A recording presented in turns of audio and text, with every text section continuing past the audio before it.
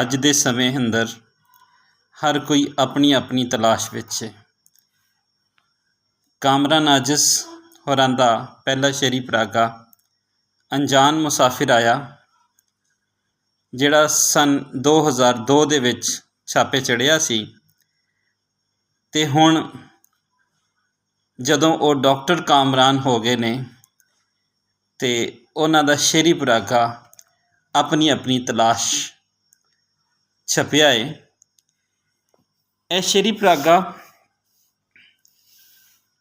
ਆਪਣੇ ਅੰਦਰ ਬਹੁਤ ਸਾਰੀਆਂ ਯਾਦਾਂ ਵੀ ਲੈ ਕੇ ਸਾਹਮਣੇ ਆਉਂਦਾ ਹੈ ਅਤੇ ਇਹਦੇ ਵਿੱਚ ਉਹ ਸਾਰੀ ਦਾਸਤਾਨ ਵੀ ਮਿਲਦੀ ਹੈ ਜਿਹੜੀ 23 ਵਰ੍ਹਿਆਂ ਦੇ ਵਿੱਚ ਡਾਕਟਰ ਕਾਮਰਾਨ ਸਦੀਕੀ ਹੋਰਾਂ ਨੇ ਹੰਢਾਈ ਹੈ।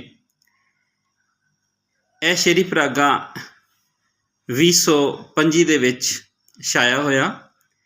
ਇਹਦਾ ਮੁੱਲ 600 ਰੁਪਇਆ ਹੈ। ਪੰਜਾਬੀ ਮਰਕਜ਼ ਲਾਹੌਰ ਵੱਲੋਂ ਛਾਇਆ ਹੋਇਆ। ਡਾਕਟਰ ਕਾਮਰਾਨ ਸਦੀਕੀ ਹੋਰੀ ਲਿਖਦੇ ਨੇ, ਵੇਲੇ ਦੇ ਨਾਲ ਨਾਲ ਦੁਨੀਆ ਨੂੰ ਵੇਖਣ ਦਾ ਅੰਦਾਜ਼ ਵੀ ਬਦਲ ਚੁੱਕਿਆ ਸੀ। ਇਸ ਵਾਸਤੇ ਆਪਣੀ ਆਪਣੀ ਤਲਾਸ਼ ਵਿੱਚ ਤੁਹਾਨੂੰ ਨਵੇਕਲੇ ਖਿਆਲ ਨਜ਼ਰ ਆਵਣਗੇ। ਅੰਦਰ ਦਾ ਦੁੱਖ ਬਾਹਰ ਧਮਾਲਾਂ ਪਾਉਂਦਾ ਨਜ਼ਰ ਆਵੇਗਾ ਅਤੇ ਆਪਣੇ ਤੋਂ ਜ਼ਿਆਦਾ ਲੋਕਾਂ ਦੀ ਤਸਵੀਰ ਨਜ਼ਰ ਆਏਗੀ। ਜੇ ਇੱਕ ਫਿਕਰੇ ਵਿੱਚ ਕਵਾਂ ਤਾਂ ਆਪਣੀ ਆਪਣੀ ਤਲਾਸ਼ ਸੋਏ ਯਾਰ ਤੋਂ ਕੁਏਦਾਰ ਦਾ ਸਫ਼ਰ ਹੈ। ਅਸੀਂ ਉਹਨਾਂ ਦੀ ਸ਼ਾਇਰੀ ਦੇਖਦੇ ਹਾਂ। ਉਹਨਾਂ ਦੀ ਇੱਕ ਨਜ਼ਮ, ਸਕੂਲ ਮਾਸਟਰ।